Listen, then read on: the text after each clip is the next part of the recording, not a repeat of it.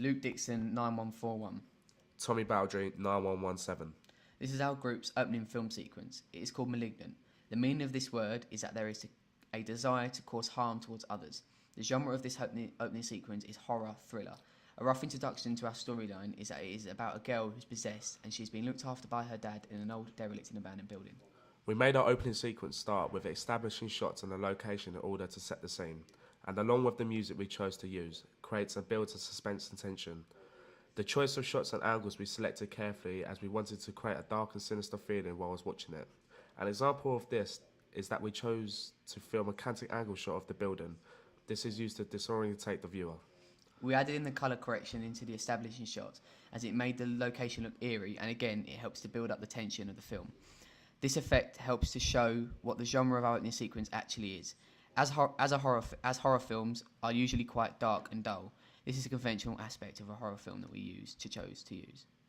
We chose to put in credits that we created on laptop, laid over the established shots so they did not distract you from the main concept of the storyline of the opening sequence.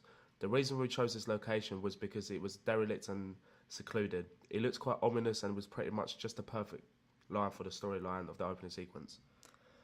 The reason that we chose not to show the man's face is because it creates a narrative enigma and makes you question and wonder who he is and what he is going to do.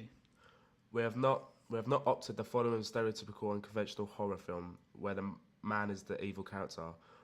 We have made it less clear whether he is the evil or not. It is ambiguous, which is in itself creates the tension.